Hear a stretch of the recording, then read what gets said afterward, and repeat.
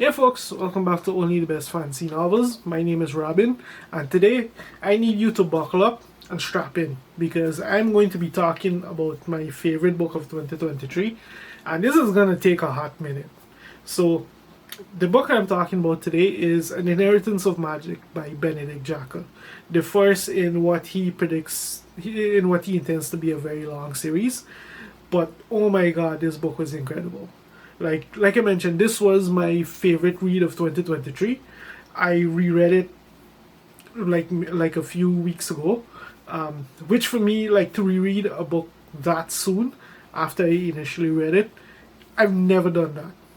Like, or at least in since I started reading like as an adult, I've never done that. And this book was still every bit as exciting and potent and just incredible on a reread. But yeah, like I was so hyped for the sequel. I couldn't wait. I just needed to dive back into this world, so I just reread this book, and at it's short, it's fast paced, so it's not like a major investment to reread it. Like, I literally did it in a day. But anyway, I'm getting ahead of myself. What is An Inheritance of Magic all about?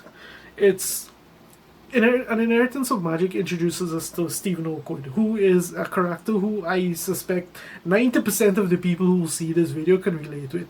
He's like a down on your luck young person, financially struggling.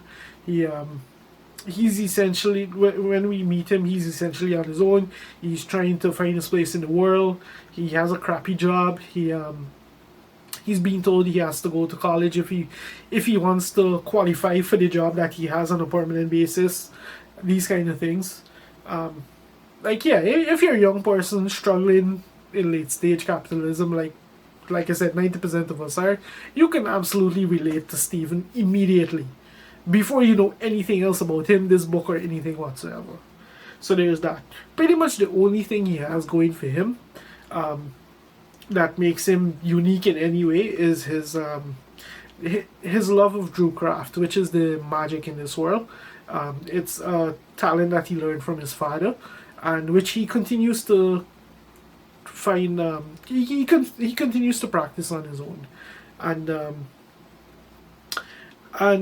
he was just kind of going along his life, living his life, until one day he gets a knock on his door. And someone walks in who completely and totally upends his life and drags him deep into one of the most dysfunctional families I've ever read. He gets sucked into this power struggle, and the only way out for him is to radically change what he intends to do with his life, how he intends to do it, and the story just kind of goes from there. So, like, if you don't know Benedict Jacka, he, for me, like, on any given day, it's genuinely a toss up if I like his Alex Verre series more or less than I do Dresden Files. Like, he writes that high level stuff, high level urban fantasy, and Stephen Oakwood is very much in the vein of that.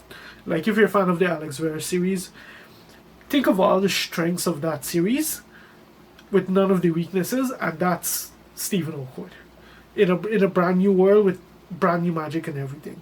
Like, as I was rereading this book, I couldn't help like reminiscing on the first book of the Alex Verre series, and it's a testament to just how far Benedict Jacka has come as a writer. Like, the page count is very small. Like, this book is like large print, 320 pages, a fast-paced thriller essentially, and the world that we are introduced to, like the cast of characters, the politics and the relationship dynamics and all of that, is incredibly complex. Like, the factions that we're introduced to, and unlike the first Alex Verre's book, which was prone to info dumping, everything was done here quite organically. Like, Stephen knows nothing as he essentially gets dragged into this world against his will, and he's forced to survive. He slowly learns and uncovers more and more, and it forces him to evolve and change and adapt, oftentimes against his will. And as he essentially pinballs his way around the plot of the book, we learn more and more of this world. So, like, it was absolutely well handled in that regard.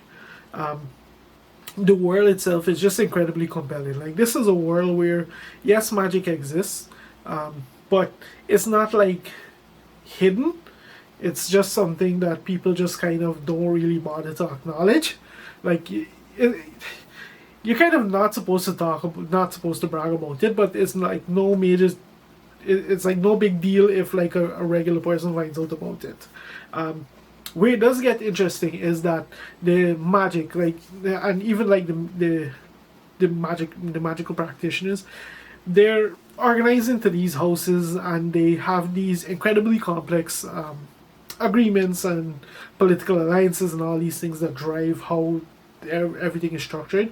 And it is very much a situation where the rich have everything and the poor have nothing. Like, everything about this magical system is structured in very much a capitalistic way. Like, the rich have it all, the poor have none, as I said. And that's something that Stephen has to battle his way through over the course of this novel. Especially as he starts to combine the different facets of his life, and we literally look at the financial aspects of being a magician. So, a small spoiler there, I guess. I don't know, whatever. But it's very fascinating. It's very intriguing, in the way that it's done. And the first time I read this book, like, I just could not put it down. And that's just the world building. Like, then we get to the characters who we're introduced to. Like, first there's Stephen himself, who is just like I said, he's a main character who I suspect the majority of the people who read this book will find extremely relatable.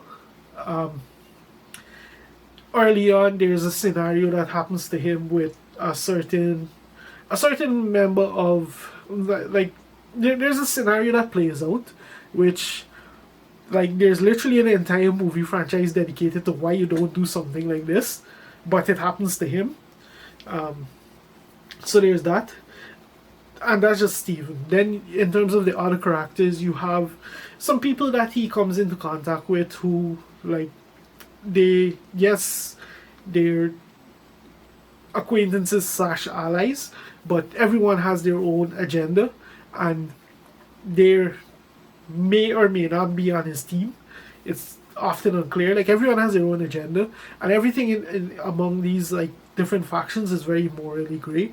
Like, yes, he may get help, or he may consider them like an acquaintance or like an ally, but it's with like a big asterisk, essentially.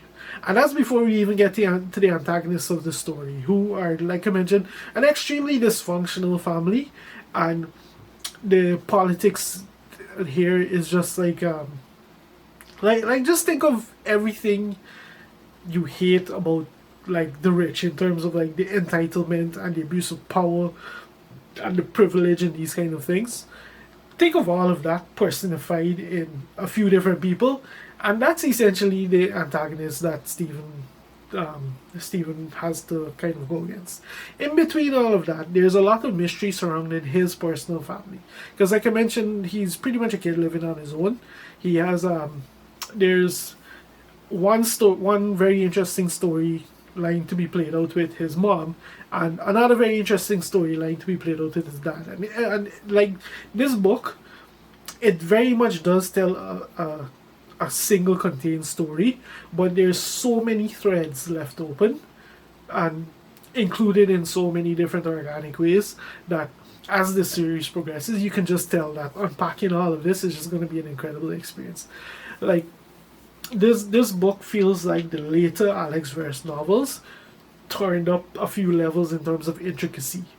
Like, those books feel almost simplistic compared to what's happening in with this book, in terms of, like, the world building, the plot, and the character dynamics and all of that. It's just incredibly done. Like, well, even on the I felt this the first time around, and on the reread, I can say it yet again. Like, Benedict Jacka has come a very long way from his Alex Verse series, and it's all on display in this book. I should say, come a long way from the first book in the Alex Verse series, and it's all his skill, his chops as a writer are all on full display in this book.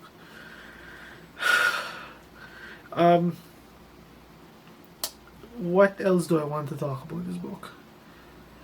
I think I'll cut it short here because this is a very short book. There's a lot that happens in it. It's incredibly well paced. It's very intriguing. It's very interesting. There's a lot of mystery. Like, I was hooked from the get go, and this book never let me go. That was my first reading experience with it. The second time around, even though I knew what I was getting into, I was very familiar with the story, I was hooked yet again. And like I said, I set out to read this book. I would like just reread it and enjoy it. I ended up rereading it again in one day. Just an absolutely incredible book. As I mentioned at the start of this video, this is projected to be the first of a very long series. Like, he mentions in the postscript that he plans to spend the next decade on the series.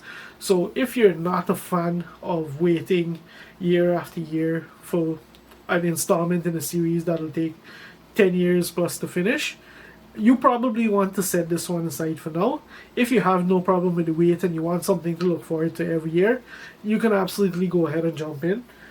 One great thing about this is that based on his Alex Verus series, Benedict Jacka is very consistent in his output. So I personally felt no qualms about jumping in on this, even though I didn't know this was the start of a huge series. So take that with a pinch of salt, I guess. But yeah, absolutely incredible opening to what's easily going to be you can already tell just from this book, this is going to be an absolute top tier urban fantasy series as it progresses. And I am even more hyped now, after having just read it for the second time. I'm even more hyped for the next book to come out in the series, and just to see how things unfold in this world.